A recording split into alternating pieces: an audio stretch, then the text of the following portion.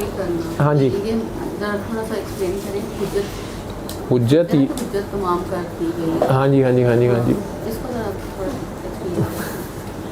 हुज्जत तमाम ऐसे ही समझ लें कि आप गूगल मैप्स वाली आंटी लगा लेते हैं, जी ठीक है, और आप उसको डेस्टिनेशन एक टारगेट पूछते हैं, मैंने वहाँ जाना है, जी जी ठीक है।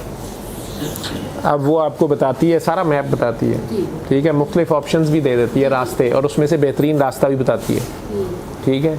इधर से टाइम ज़्यादा है लेकिन इधर ट्रैफिक जैम कम है, इधर से टाइम कम है लेकिन डिस्टेंस ज़्यादा है, जी, ठीक है। जी तो अब आपकी मर्ज़ी, आपने डिस्टेंस ज़्यादा चले तो आपका पेट्रोल ज़्यादा लगेगा, दूसरी साइड से टाइम कम है लेकिन उसमें कुछ ट्रैफिक जैम ज़्यादा है, शॉर्टकट है, वो सारा बताती है। फिर जिधर से आप चल पड़ते हैं उधर से वो बताना शुरू कर देती है।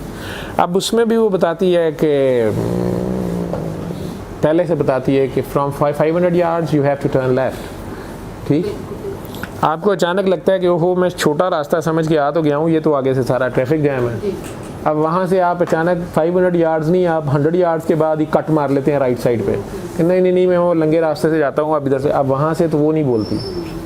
अब जहाँ से आपने मारा है वहाँ से आगे जाके पता लगा उधर भी फाटक ट्रैफिक का बंद है, ट्रेन ने गुजरना है, इधर भी जान फंसी हुई है। अब आप फंस गए हैं, अब आप फिर रास्ता भी नहीं आता, आपने फिर कहीं इधर उधर होना है, तो फिर अगर उसकी हेल्प लेते हैं वो वहाँ से फिर आपको बताती है कि यहाँ से अब आप ऐसे कर लें, तो या तो आप उसकी मान लें, अगर आप उसकी नहीं भी मानते, नहीं नहीं नहीं मुझे समझ आ गई है, मैं उधर से जाऊँगा, उसकी तरफ से हुज्जत पूरी हो गई है, ठीक है। वो कहाँ से देख रही होती है, वो बहुत ऊपर से देख रही, सैटेलाइट से देख रही होती है, उसे बाकी भी सारे रास्तों का पता होता है, किधर ट्रैफिक जैम हुआ है, किधर जुलूस निकला हुआ है, किधर नाका लगा हुआ है, किधर सड़क ख़राब है, ठीक है। वो तो सैटेलाइट के ज़रिए ऊपर से देख के बता रही होती है। आप इसी तरह अल्लाह आने वाले वक्तों को भी जानता है, हर चीज़ को जानता है। तो किसी भी बस्ती को वो कहता है मैं तबाह नहीं करता जब तक कि वहाँ पे मैं अपनी तरफ से वार्निंग वाले लोग नहीं भेजता, मेरे बंदे नहीं होते वहाँ पे, और जब तक उसके बंदे वहाँ मौजूद होते हैं वो तबाही नहीं लाता। और अगर वो उस बस्ती के ऊपर उसका नौज़ बिल्ला, अल्लाह माफ़ करे, अस्तग़फिरुल्लाह, वो कहर लाजिम हो जाए, अज़ाब लाजिम हो जाए, तो अपने बंदे वहाँ से निकाल लेता है पहले, ठीक है। हज़रत लूत अलैहिस्सलाम का रोल बिल्कुल डिफरेंट है। हज़रत लूत अलैहिस्सलाम ने अपनी कौम को बहुत समझाने की कोशिश की है। ये हज़रत इब्राहीम अलैहिस्सलाम के दौर के कंटेम्प्रेरी हैं तकरीबन, ठीक है। और हज़रत लूत अलैहिस्सलाम को फरिश्तों ने आगे कह दिया है कि अब आप इस बस्ती को खाली कर दें। उनकी बीवी आगे से आर्गूमेंट्स दे रही है, वो उनके साथ की नहीं है, ठीक है, और वो रुकना चाह रही है, लो एडा वड्डा महल छड़ के कित्थे जाइए, हिजरत क्यों करिए, कित्थे जाना है, क्योंकि वो उनके अल्लाह को मानती नहीं है, और वो बल्कि उन लोगों के साथ मिली हुई है वो जो उस ज़माने में भी होमोसेक्सुअल्स थे, या उस कौम लूत जो थी वो होमोसेक्सुअलिटी में चली गई थी, लेस्बियनिज़म और गे थे वो, ठीक है। तो अल्लाह की तरफ से हज़रत लूत अलैहिस्सलाम जब आए हैं तो उन्होंने उन्हें मना किया कि ये अननेचुरल है। इस्लाम नेचर है, अल्लाह का मज़हब नेचर है, ठीक है। Anything which is unnatural it is against इस्लाम, ये याद रखिएगा, ठीक है। इट इज़ अगेंस्ट इस्लाम। उसमें आपको पॉजिटिव नेगेटिव बड़े फ़ायदे नुकसान नज़र आएंगे, लेकिन वो बड़ी हैवी कॉस्ट के साथ होगा, ये याद रखिए। तो लूत अलैहिस्सलाम ने कई साल उन लोगों को मना किया इस काम से, कौम लूत जिन्हें कहा जाता है, वो नहीं बाज आ रहे, बहुत ही ज़्यादा उन लोगों के लिए ये फ़न था, ठीक है। आखिरकार अल्लाह ने जब अज़ाब का फ़ैसला कर लिया, वो वाक़या भी कुरान में मौजूद है, फ़रिश्ते भेजे थे दो, तो वो फ़रिश्ते बहुत ही प्यारे हसीन थे, लड़कियों की शक्ल में थे या लड़कों की शक्ल में थे। अब वो हज़रत लूत अलैहिस्सलाम के घर मेहमान के तौर पे आए हैं। हज़रत लूत उन्हें छुपाते फिर रहे हैं कि ये कौम इस तरह की है कि सोने मुंडे या सोनिया कुड़ियाँ पीछे पै जाएगी, बंदे पड़ जाएंगे उनके पीछे।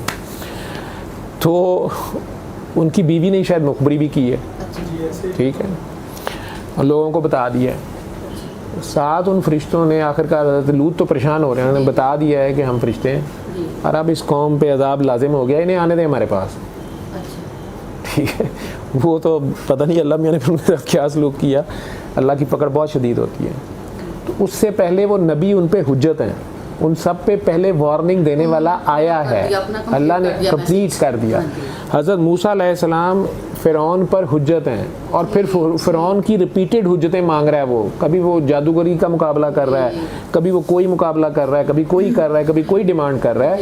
लेकिन अब ये कंट्रास्ट देखें कि फ़िरौन के घर में बीबी आसिया जैसी कामिल औरत है, ठीक है, जो अल्लाह से उस घर में बादशाह की बीवी है, उसको तो नशे में धुत होना चाहिए। आजकल के छोटे मोटे मिनिस्टर और ये आपके छोटे मोटे ऑफिसर्स की वाइफ, ठीक है, ज़रा सा रैंक लगाओ, एसपी साहब, ब्रिगेडियर साहब, जर्नैल साहब, उनकी बेगम उनसे बड़ा अफसर होता है, फन्ने खानी, ठीक है ना, तारफ बाद में कराएंगी, बताएंगी हेलो डॉक्टर साहब मैं FBI से डायरेक्टर बोल रही हूँ, तो अल्लाह अगर डॉक्टर साहब डर जाते हैं कि भाई, ठीक है।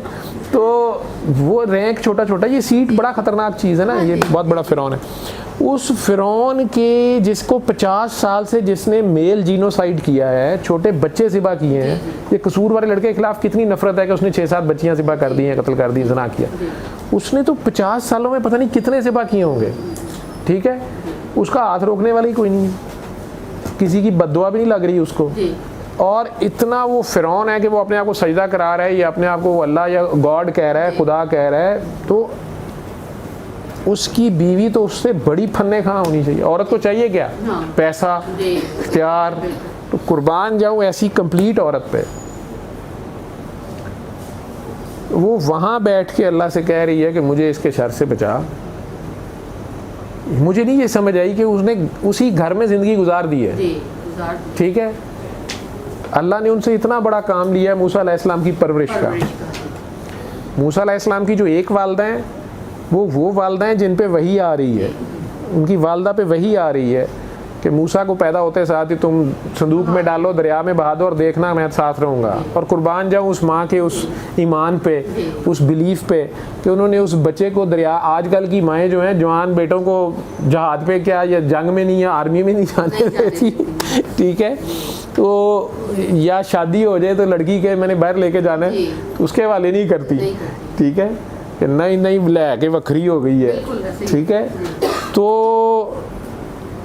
वो एक दिन का बच्चा या चंद दिन का बच्चा, उसको और डालना भी दरिया में, पता नहीं कहाँ जाएगा, और बस वो बॉक्स के अंदर, वो बॉक्स डूब भी सकता है, मगरमच्छ खा जाए। माँ ने डाल दिया। उस माँ को देखें ना, इस्माइल अलैहिस्सलाम की माँ को देखें, जैसे इकबाल कह रहा है ना, ये मकतब की करामात थी कि फैज़ान नज़र था, ठीक है।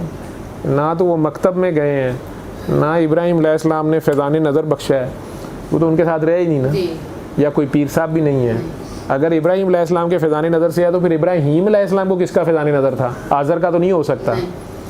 तो उनकी वालदा क्या होंगी? पता नहीं मैंने सही पढ़ा हुआ है, गलत पढ़ा हुआ है, या किसी बुज़ुर्ग ने मुझे एक बार वैसे बातों में, शायद मेरे वालिद साहब ने बचपन में कहीं मुझे बताया या सुनाया था कि शायद वो अपनी वालदा के लिए खड़े हुए थे बाप के सामने। वालदा को उनके बाप ने शायद मारा था, पता नहीं ये वाक़या सही गलत, जो मुझे मेरी बचपन की याद में से है, maybe I am wrong, उलमा कराम इसको सीधा कर दें। सो कहाँ से पढ़ा मुझे भी नहीं याद, मैं जो थोड़ा सा मुझे है बहरहाल कि वो हज़रत इब्राहीम अलैहिस्सलाम की शायद वालदा जो थी, उन्हें आज़र ने मारा था या उन पे हाथ उठाया था कि तुमने बुतों की सफाई नहीं की, शायद ये इशू था कि जो वो बुत बनाता था और वो सारा, तो उस पर गर्द थी या मिट्टी थी या जो भी थी, तो वो इब्राहीम अलैहिस्सलाम छोटी सी उम्र में वो डंडा लेके उसके सामने खड़े हो गए, खबरदार मेरी माँ को हाथ लगाया, ये तेरा रब है अगर जो तू कह रहा है कि इसकी शान में गुस्ताखी होगी, ये तो अपनी मिट्टी से साफ़ नहीं कर सकता, अपने आप को पाक भी नहीं ये रख सकता, ये कैसा अल्लाह है जो गंदा हो गया है। उतने से बच्चे का थॉट प्रोसेस देखे ना, और ये मजबूर है ये अपने आप को साफ़ ही कर ले, माँ के लिए वो खड़ा हो गया। अब पता नहीं ये वाक़या सही है गलत मुझे नहीं पता, लेकिन पता नहीं क्यों मेरी याददाश्त में कहीं पीछे है, तो अगर ये गलत है तो मैं माफ़ी मांगता हूँ अल्लाह मियाँ से भी और हज़रत इब्राहीम अलैहिस्सलाम से भी। लेकिन मैंने पता नहीं बचपन से कहीं सुना हुआ है, शायद मेरे वालिद साहब हमें सुनाते होते थे, अल्लाह उन्हें जन्नत नसीब करे, मुख्तलिफ़ पैगम्बरों के वाक़यात, शायद मैंने उनसे सुना हुआ है, मुझे इसकी ऑथेंटिसिटी का नहीं पता। लेकिन ये बहरहाल ज़रूर है कि वो बहुत छोटी उम्र में अपने बाप के सामने स्टैंड ले लिया था उन्होंने, उनके कॉन्सेप्ट्स पे। अब चलें वजह को छोड़ें, लेकिन ये तो है कि वो अपने बाप के सामने डट गए थे कि ये कौन से बुत हैं जिनको तुम मुझे सजदा करने को कह रहे हो, मैं नहीं करूँगा, ये तो मिट्टी का पत्थर का बुत है, तुम अपने हाथ से तो बना रहे हो इसको। ये सोच उनके पास कहाँ से आ गई? और उसकी जगह पे अल्लाह ताला नबी करीम सल्लल्लाहु अलैहि वसल्लम के दौर के भी लोगों को कह रहा है कि ये अगर बुतों से ईमान छोड़ दें तो वो जो लोग बुतों को प्यार करते थे, बुतों के आगे सजदा करते थे, उनके भी तो काम होते ही होंगे, उनके काम होते ही थे, तो वो उन बुतों को मानते थे। उनके ना काम होते तो वो क्यों मानते? इसका मतलब है काम होने वाने कुछ मसला नहीं है। शायद भाई बाबा के साथ बड़े पुराने रहे हुए तो उनको हंसी आ गई है। तो ये काम शाम होना तो कोई मसला नहीं है, करामतें समझ लेना। वो ये तो काम बुत भी करी जा रहे थे, वो बुतों से उनके काम होते थे तो वो बुतों को पूछते थे ना। अगर लोगों के काम ना होते तो उन्होंने उस बुत खाने में जाना ही नहीं था कि भाड़ में जाओ जी, इधर तो काम ही नहीं हो रहा। लात मनात अज़ा को इतनी भेंट चढ़ाई थी, इतने बकरे ज़िबा करके दिए हैं, काम तो फिर नहीं होया। तो काम शाम तो उनके हो रहे थे। तो हज़रत अज़ाज़ील जो हैं इब्लीस साहब, वो भी फुल ड्यूटी कर रहे हैं, उन्हें भी ताकत दी गई है। तो काम शाम तो दोनों तरीके से हो जाता है। मैंने कहा ना कि क्लाशनकोफ जो है वो सिपाही की भी जो है वो भी वही गोली चलाती है, ठीक है, उसका यूज़ देखना है आपने, उसका ताकत उसके अंदर, ठीक है। वो मेरे सिर्फ ये मसला है कि अगर आप हाय जादू जादू जादू जादू जादू जादू जादू की बंदूक से डर रहे हैं तो कुरान की बंदूक भी तो है, ठीक है, बेहतरीन जहाद कुरान के ज़रिए है, ठीक है। तो आप उसके ऊपर क्यों नहीं? लेकिन मैं ये उलमा का काम है, मुझे फिर डर लग रहा है मैं मौलवी बन रहा हूँ, मौलवियों से मतलब आलिम नहीं हूँ, कहीं मेरे से ये ना इम्प्रेशन आ जाए कि मैं कोई आलिम बन रहा हूँ या मैं आलिम नहीं हूँ। भाई मैं इल्म का बंदा ही नहीं हूँ, मुझे इल्म का कोई ना दावा है ना, मैं इल्म कितना भी इल्म ले लूँगा, असल इल्म अल्लाह और अल्लाह का नबी जानते हैं।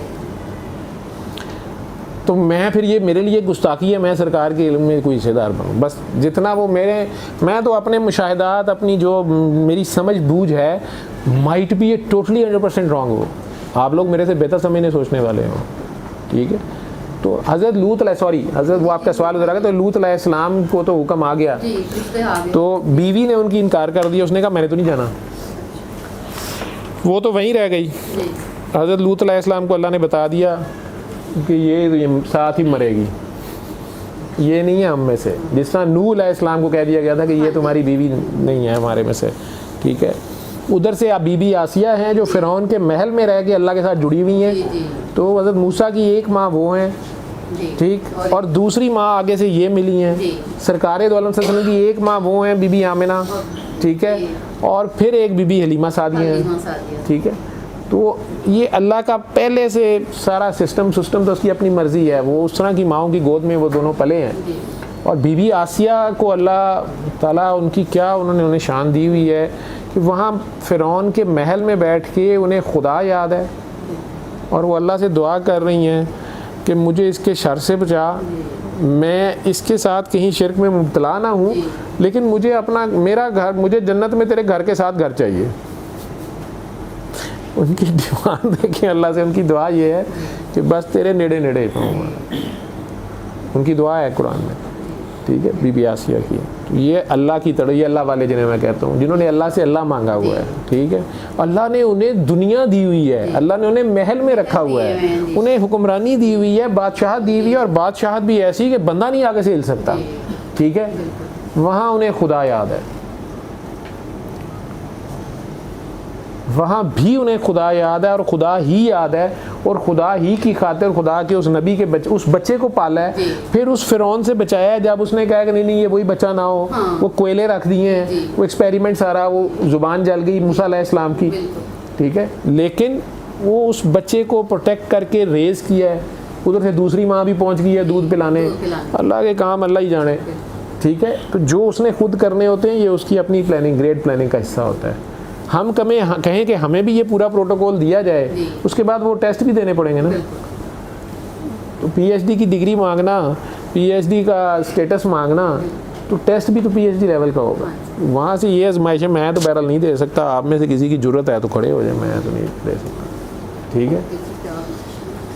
वो जिनका दर्जा है, जिन्हें उसने इसके लिए डेजिग्नेट किया है, जिन्हें उसने बुलंद रखा है, जिनसे उसने फ्रंट पे काम लेना है, जो स्टेज पे सामने मेन एक्टर्स हैं, जो हीरो है वही हीरो रहेगा। ठीक है, तो हमें करेक्टर एक्टर का रोल भी मिल गया तो इतना ही काफ़ी है। ठीक है, उनकी जूतियाँ उठा के फिर रहे हैं, इतना ही काफ़ी है। ठीक है, तो इस्माइल अलैहिस्सलाम ने तो वहाँ कुर्बानी दे दी है, लेकिन बकरा आ गया। लेकिन उन्हीं इस्माइल अलैहिस्सलाम की ये सारी औलाद है ना, जो 72 के 72 ज़िबा हो रहे हैं, कैसे वहाँ पे कोई बकरा नहीं आया। ठीक है, लेकिन उनमें से किसी ने शिकवा भी नहीं किया, गिला भी नहीं किया, उन्होंने कुर्बानियाँ दे दी हैं। ठीक है, क्यों? इस उम्मत के लिए। ये अल्लाह का एक अपना खेल होता है। जो अल्लाह की तरफ से, मैं जो अल्लाह के बंदे होते हैं, मैं कहता हूँ कुर्बानी के बकरे होते हैं। ये अल्लाह के बंदे ने कुर्बानी के बकरे उन्होंने। दुनिया इन्होंने कोई इन्होंने पागल कह रहा है, कोई जुनूनी कह रहा है, कोई कुछ कह रहा है, वो तो इनसे तो ड्यूटी लेता है, लेकिन किसी को ठुड्डा नहीं मारने देता उन्हें, पकड़ लेता है। बहुत पकड़ उसकी सख्त है, गुस्ताखी बर्दाश्त नहीं करता। खुद उसके जो अपने खेल का हिस्सा है वो उसके खेल का हिस्सा है। तो लूत अलैहिस्सलाम वहाँ से निकल गए, बल्कि हज़रत इब्राहीम के पास शायद उन्हें ले जाया गया, या करीब के थे वो लोग, लेकिन वहाँ अजाब आ गया। वहाँ अजाब आ गया, वो बीवी भी वहीं उनकी गर्क हुई। हुज्जत उससे पहले हज़रत लूत अलैहिस्सलाम के थ्रू पूरी कर दी गई, उसके बावजूद वो लोग बाज नहीं आए। उन्हीं 2 फरिश्तों ने वो फेंटी लगाई है उन लोगों को। वो तो उन्हें खूबसूरत लड़के या लड़कियां समझ के उनके साथ तो पहुंचे ना जी, होमोसेक्सुअलिटी करने। अगू फिर मज़ा आ गया।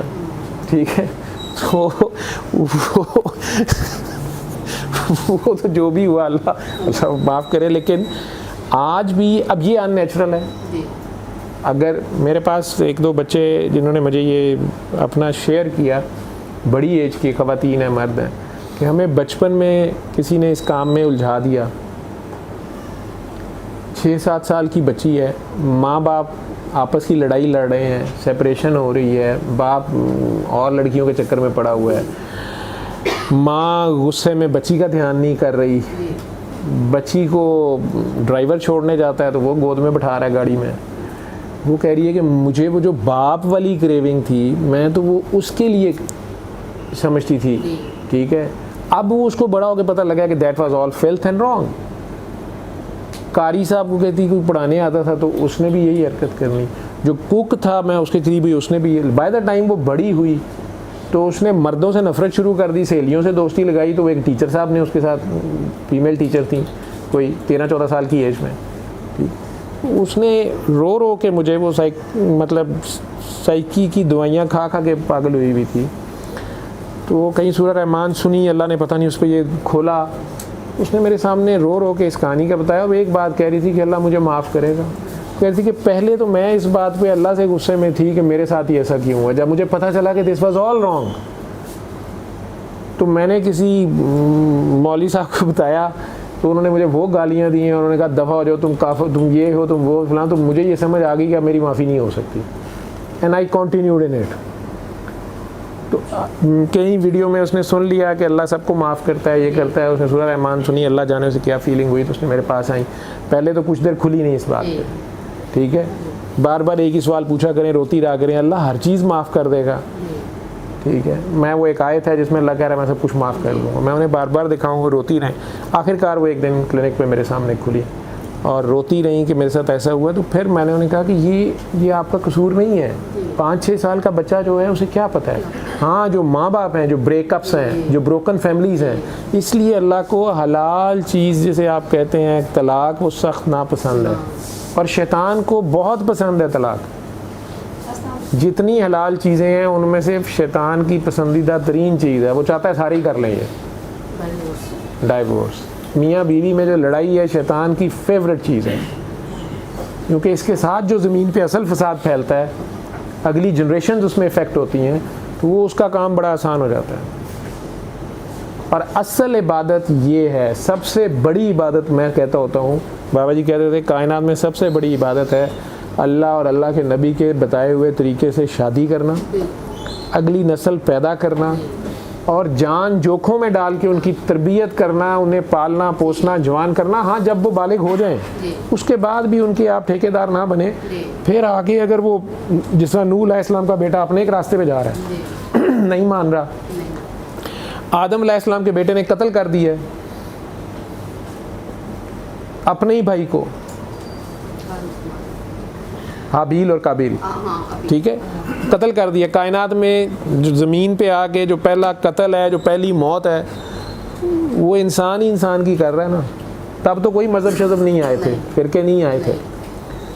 वहाँ पे भाई ने भाई को कत्ल कर दिया है, ठीक है, फिर पछताया है। फिर वो देखा कि कौवा एक दूसरे कौवे को दबा रहा है, मरे हुए कौवे के ऊपर पत्ते डाल रहा है, कुछ डाल रहा है, तो दूसरे कौवे को दबा रहा है, मरे हुए कौवे के ऊपर पत्ते डाल रहा है, कुछ डाल रहा है, तो परेशान हुआ। फिर इतना उसने सोचा है कि मेरे से बेहतर तो ये परिंदा है जो कम से कम अपने हम जिन्स जो है उसकी लाश को प्रोटोकॉल दे रहा है। फिर वो भाई की लाश को उसने दफनाया है। वो सर जैसे आपने वो डॉगी वाला वाक़या बताया था कि एक आदमी ने डॉगी को हटाया, फिर वो एहसास जाग गया उसमें, ये मैं कर क्या बैठा, गलती तो हो गई उससे, ठीक है। लड़ाई की वजह भी औरत ही थी, वैसे शादी थी, ठीक है। तो उस ज़माने में उनकी औलाद जो थी वो उनके आपस में शादियाँ होती, ठीक है, जैसे ट्विंस पैदा हुए या लड़के लड़कियाँ या दो लड़कियाँ दो लड़के पैदा हुए, तो वो शादी होती थी। तो वो अकेला पैदा हुआ था, काबिल जो था। और अब ये अल्लाह मियाँ के अपने खेल है ना, अल्लाह मियाँ अपने तरीके से काम करता है। अब अगली जब जो कपल था उसमें उसने फटा डाल दिया कि नहीं ये लड़की मेरे लिए है, वो दूसरा भाई के ये तो मेरे साथ पैदा हुई है। तो हज़रत आदम अलैहिस्सलाम वहाँ नहीं थे, तो चाहिए तो उन्हें ये था कि हज़रत आदम अलैहिस्सलाम का इंतज़ार करते, ठीक है, या उनके फ़ैसले का इंतज़ार करते। ये वो जज्बाती हुआ, उसने कोई चीज़ मार दी उसके सर में, पत्थर उठा के मार दिया। मज़हब वज़हब ये वाले तो अभी आए ही नहीं थे ना।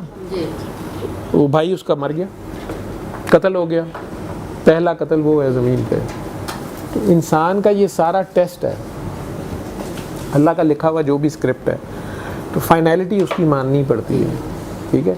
अब वो जैसे रख रहा है उसको मानना पड़ेगा, सरेंडर करना पड़ेगा। तो मेरा तो मेन सबक जो है वो सूरह रहमान का जो मैं कहता हूँ कि सरेंडर कर दें, सरेंडर ज़ीरो करना पड़ेगा ख़ुद को। ये देखने में दो हैं, ये ऐसे भी हो जाएं तो दो हैं, लेकिन यूँ हो जाएं, ये अपने आप को सरेंडर कर दे इसके पीछे, ये ख़ुद को ज़ीरो कर ले, छोटा कर ले। अल्लाह के आगे आप अपने आप को छोटा मान लें, ज़ीरो मान लें, ये सरेंडर है। नहीं नहीं नहीं, मेरी मर्ज़ी पहले मानी जाएगी। वो कह रहा है एक मेरी चाहत है, ये उसकी चाहत है, मैंने चाहा मैं पहचाना जाऊँ, तो मैंने ये कायनात सारी बनाई है। अब ये पहचान का खेल है, तलाश का खेल है, हाइड एंड सीक का खेल है, लुकन मिटी का खेल है।